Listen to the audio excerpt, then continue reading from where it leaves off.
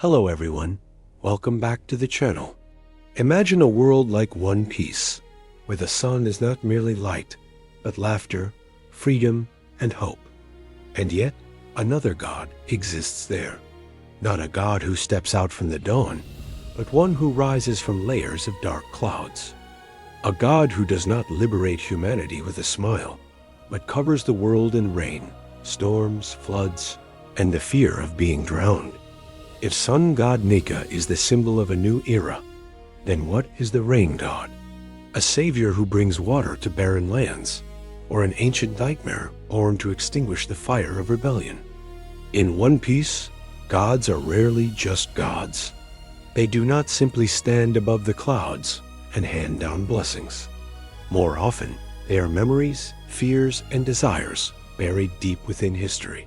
From Skypiea, Oda planted a very strange seed in the story. 4 ancient gods, the sun god, the rain god, the forest god, and the earth god. At first, it may have seemed like nothing more than a fragment of primitive Shandian belief, an old ritual, a desperate prayer amid sickness and despair. But the closer the journey moves toward its end, and the more Luffy is revealed as the embodiment of sun god Nika, the more a terrifying question begins to emerge. If the sun god is real, are the other gods still sleeping somewhere in the darkness? The rain god, therefore, becomes a particularly dangerous mystery. Rain is usually something gentle. Rain softens the earth, saves crops, washes blood from battlefields, and brings life back to dead lands. In the ancient mythologies of many cultures, rain gods were worshipped as keepers of survival itself. Without rain, humans starve. Without rain, forests burn, the ground cracks, and empires collapse. But precisely because rain is life, it can also become absolute power. Whoever controls the rain does not merely control the sky. They control the harvest, fear, faith, and even the obedience of humanity. That is the first dark side of the rain god in One Piece. This god is not simply the opposite of the sun god through the elements of water and fire. The deeper opposition lies in symbolism. The sun is something humans can see. It is open, radiant, explosive, like Luffy's laughter when Gear 5 awakens. But rain is different. Rain comes from dark clouds. It hides the sky before it falls. It blurs vision. It turns roads into mud. It weakens fire, makes people curl up inside their homes, listening to water strike the roof like a funeral drum. If Nika is freedom in the light, the rain god may be the memory of a world once drowned by the very thing it had prayed for. This makes the rain god fit perfectly with the darkest part of One Piece, a world built upon things erased from history. The world government has always feared memory. They fear ancient names, ancient symbols, and people who dare to laugh before the throne. But if there is a rain god, then that god may symbolize a power even more frightening than censorship, the power to flood every trace. Fire leaves ash. Blades leave scars. But water can wash everything away. An island disappears. A civilization sinks. A line of history is erased, and in the end, only the endless sea remains, as if nothing had ever happened. Placing the rain god beside Monkey D. Dragon makes this theory even more fascinating. Dragon always appears with wind, storms, and unusual weather. He is not the kind of character who enters the story with a loud explosion, but with a shift in atmospheric pressure before a storm. In Logtown, the storm arrives like an invisible hand interfering with Luffy's fate. For years, viewers have not known what power Dragon truly possesses, but the feeling surrounding him has always been that of a political storm, silently gathering, quietly moving, until one day it may sweep away the entire old system. If Luffy is the son of freedom, Dragon may be the rain before dawn, the force that darkens the sky to prepare for a cleansing. But Dragon's rain, if it truly relates to the rain god, would not merely be a force of nature. It would also be a symbol of how revolution works. Revolution is not always as radiant as the sun. It often begins in darkness, in damp alleyways, in the whispers of the oppressed, in secret letters and uprisings no one yet dares to name. Rain can blind the rulers. Rain can extinguish the torches of guards. Rain can wash blood away, but it can also spread blood across the ground. Therefore, the rain god is not necessarily good or evil. That god may be change itself, and every great change carries within it both hope and terror. At this point, One Piece begins to touch an extremely ancient layer of mythology. Humanity has always both prayed to nature and feared nature. We need rain to live, but we also fear floods that take away our homes. We need the sea to travel far, but we also fear the sea swallowing our names. In a world made almost entirely of oceans like One Piece, water is never just water. It is a border, a prison, a road, a grave, and a curse. Devil fruits grant humans godlike powers, but they also cause the sea to reject them. So if a true rain god exists, that god may stand directly at the greatest fracture of this world, between the desire to become divine and the helplessness before the ocean. This is why the rain god carries a darker color than Nika. Nika liberates the body. Nika turns battle into a joke. Nika bends reality through laughter. But the rain god may bend the mind through suffocation. When rain falls without end, people lose their sense of time. There is no clear dawn, no blazing sunset, only a gray sky, a cold, wet world, and the feeling that everything is slowly rotting. In dark mythology, this is a very primal fear. Not sudden death, but gradual sinking. A kingdom is not burned to the ground, but soaked in despair until no one remembers that it once shone brightly. If Zaza, the newer image of the rain god in recent discussions, is seen as an entity born from fear, then this symbol becomes even colder. A god born from fear is not the same as a god born from prayer. Prayer creates hope. Fear creates monsters. When rain is no longer a blessing, but takes the shape of a nightmare, it says something deeply dark about the world of One Piece. Gods may not be objective beings existing beyond humanity. Perhaps gods are things humans create through desire, trauma, and dreams distorted across centuries. This connects directly to the nature of devil fruits.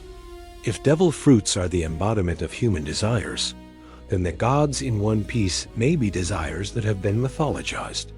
Some people dreamed of freedom so strongly that Nika was born.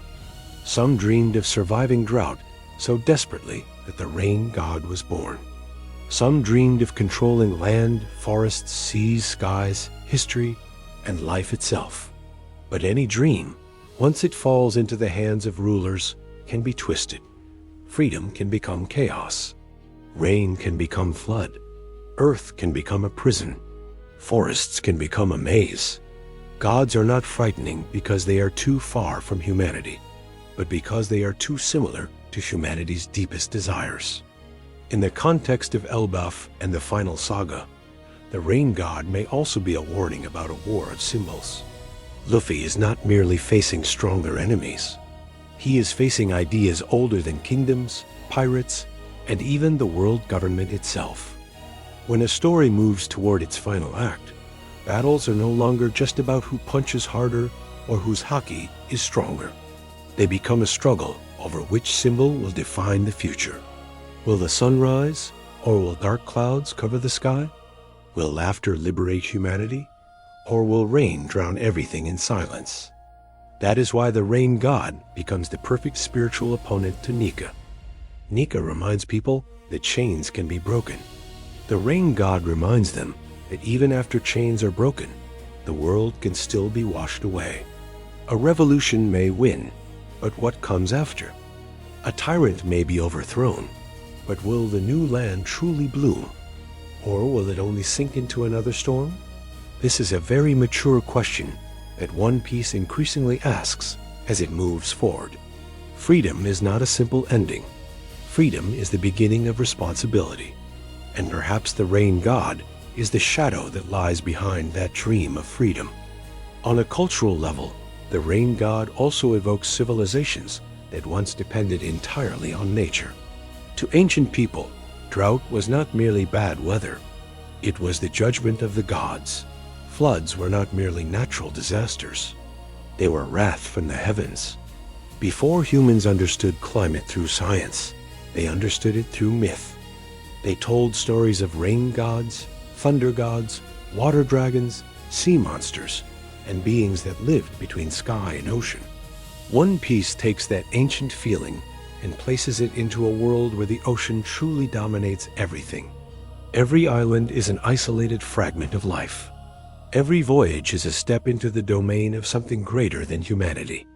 And it is here that the dark side of the rain god becomes a very modern story. The world today also lives beneath other kinds of rain. The rain of information, the rain of propaganda, the rain of crisis, the rain of fear.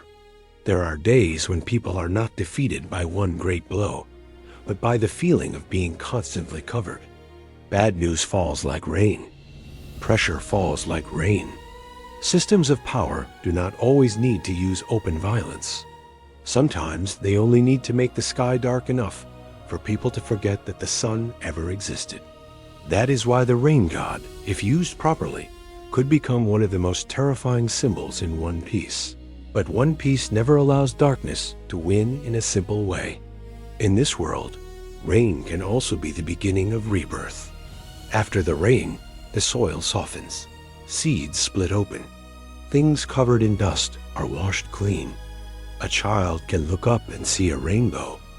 Therefore, the tragedy of the rain god does not lie in the nature of rain itself, but in the hand that uses it. Rain in the hands of a benevolent god is life. Rain in the hands of an empire is a tool of submission. Rain in the hands of fear is apocalypse. Rain in the hands of revolution may be a sign that a new era is drawing near. If Luffy were to meet the rain god, that confrontation might not simply be the sun against the rain. It could be laughter against despair, a free body against a world being drowned, a rubber boy, seemingly ridiculous, standing before an ancient power as solemn as mythology, and proving that gods do not necessarily have to be worshipped through fear. Perhaps the true gods of One Piece are not those who force others to kneel. Perhaps the true gods are symbols that make people stand up. And that is what makes the rain god so fascinating. This god does not merely expand the power system. It expands the soul of the story. It forces us to look back at Skypiea, at Nika, at Dragon, at the world government, and ask, in a world divided by the sea, who truly has the right to call themselves a god? The one who controls the sky? The one who commands the rain? The one who hides history? Or the one who makes even the weakest people dare to laugh in the middle of a storm?